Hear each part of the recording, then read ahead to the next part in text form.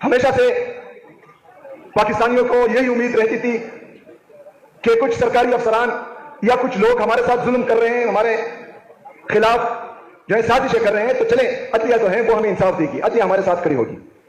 لیکن آپ کے عدلیہ کا ابھی یہ حال ہے کہ اسلام آباد ہائی کورٹ کے 3 معزز ججز صاحبان مجھے یہ حکم دیتے ہیں کہ آپ اپنے لیڈر اپنے قائد جناب عمران خان صاحب سے اڈیالہ جیل میں مل سکتے ہیں.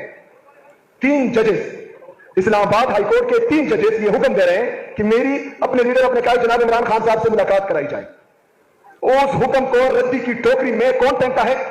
ایک جیل کا سپرڈنٹ.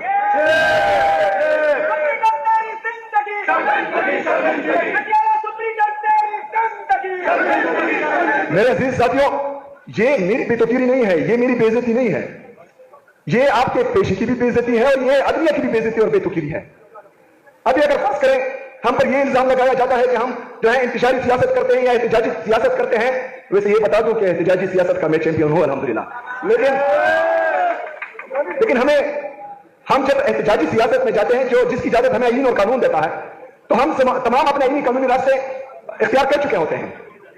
میں جب وزیر اعلیٰ بنا، میں نے پنجاب حکومت کو لیٹر لکھے، میں نے مرکزی حکومت کو لیٹر لکھے، میں نے چیف جسٹس اسلام آباد ہائی کورٹ کو لیٹرز لکھے، میں نے چیف جسٹس آف پاکستان کو لیٹرز لکھے کہ میرا لیڈر میرا قائد جناب عمران خان صاحب جیل میں ہیں اور وہ پاکستان کا سب سے قبول اور مقبول ترین لیڈر ہے اور اس کی وجہ سے اللہ تعالیٰ نے مجھے یہ منصب دی ہے، تو میں چاہتا ہوں کہ میں اسے ملوں اور اسے پالیسی گائیڈ لائنز دوں.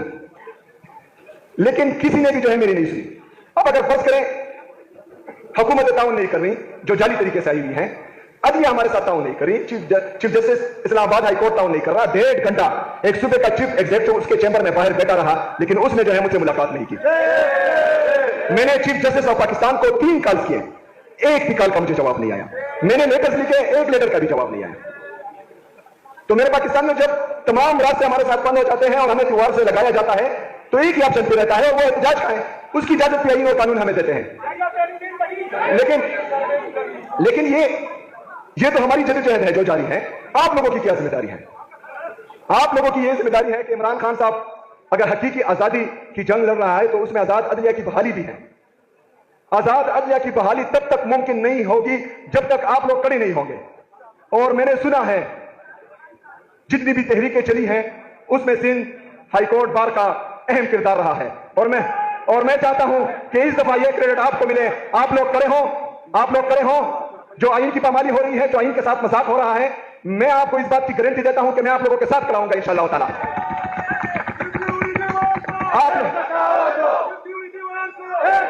آئین اور قانون کی بالادستی کے لیے آزاد عدلیہ کی بحالی کے لیے جب آپ لوگ نکلے کڑے ہوں تو آپ کے گریبان پر ہاتھ ڈالنے سے پہلے ان کو میرے گریبان پر ہاتھ ڈالنا پڑے گا. آپ پر گولی چلانے سے پہلے ان کو جو ہے میرے سینے پر گولی چلانی پڑے گی.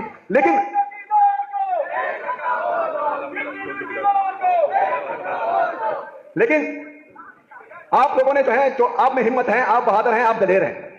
اللہ تعالیٰ قرآن مجید میں فرماتا ہے کہ زندگی اور موت میرے ساتھ ہے، عزت اور ذلت میرے رب کے ساتھ ہے، رزق میرے رب کے ساتھ ہے. تو پھر ہم کیوں ڈرے؟ کس سے ڈرے؟ کیا وجہ ہے کہ ہم ان کے خلاف نکلتے نہیں ہیں، لڑتے نہیں ہیں؟ ہم نے اپنے حقوق کے لیے کھڑا ہونا ہے. ہمارے لیے کسی طارق بن زیاد یا محمد بن قاسم نے نہیں آنا. ہم نے خود اپنی جنگ لڑنی ہے، ہم نے خود طارق بن زیاد بننا ہے، ہم نے خود محمد بن قاسم بننا ہے. تب یہ ممکن ہے کہ ہم حقیقی آزادی کی جدوجہد جیت سکے. اس کے بغیر ناممکن ہے. اگر ہم یہ چاہتے ہیں کہ گھر میں بیٹھ کر آزادی ہمیں پلیٹ میں ملے، یہ نہیں ہو سکتا. اور ان کا یہ وتیرہ رہا ہے کہ آپ جتنا دبتے ہیں یہ دباتے ہیں، آپ جتنا دبیں گے یہ آپ کو دبائیں گے. یہ جتنی بھی غیر آئینی اور غیر قانونی کام کریں گے آپ آواز نہیں اٹھائیں گے، یہ مزید کریں گے. لیکن قوم کو آپ لوگوں سے امیدیں ہیں. قوم آپ کی طرف دیکھ رہی ہے، ہم آپ کی طرف دیکھ رہے ہیں، کیونکہ آپ دیکھ رہے ہیں کہ ہم پر جعلی کیسز ہو رہے ہیں. باقی جو وزیر اعلیٰ صاحبان ہیں، ایک اس میں جو ہے صاحبہ بھی ہیں، ان کو جو ہے سرکاری پروٹوکول ملتا ہے. پاکستان ایئر لائنز اور جو ایئر فورس کے جہاز ہیں ان کو پاکستان میں بھی گھماتے ہیں، پاکستان سے باہر بھی لے کے جاتے ہیں. لیکن دوسری طرف ایک صوبے کے وزیر اعلیٰ کا پاسپورٹ انہوں نے اپلائی کیا ہوا ہے. ادارے کا ترجمان آتا ہے، پریس کانفرنس کرتا ہے، وہ تمام وزراء اعلیٰ کے گن گاتا ہے، ان کے لیے جو ہے اچھے اچھے الفاظ استعمال کرتا ہے، لیکن خیبر پختونخوا کے وزیر اعلیٰ کے خلاف جو ہے وہ سازش کرتا ہے، اس کی ویڈیوز چلاتا ہے. یہ امتیازی سلوک ہے. یہ ایک صوبے کے وزیر اعلیٰ کے ساتھ، صوبے کے عوام کے ساتھ، 4.5 کروڑ لوگوں کے ساتھ یہ ظلم ہے. یہ ان کے خلاف سازش ہو رہی ہے.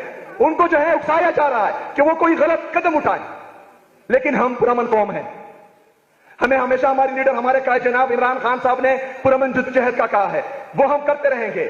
اگر یہ ہمیں اکساتے ہیں اکسائے، ہم نے بندوق نہیں اٹھانی، ہم نے قلم اٹھانا ہے. ہم نے آئین اور قانون کے دائرے میں رہ کر انشاءاللہ تعالیٰ ان کا مقابلہ کرنا ہے اور ہر اس بات پر ان کے خلاف کھڑا ہونا ہے جس سے میرے پاکستان کو، میری قوم کو نقصان ہو. انشاءاللہ تعالیٰ آپ مجھے ان کے سامنے دیکھیں گے انشاءاللہ تعالیٰ.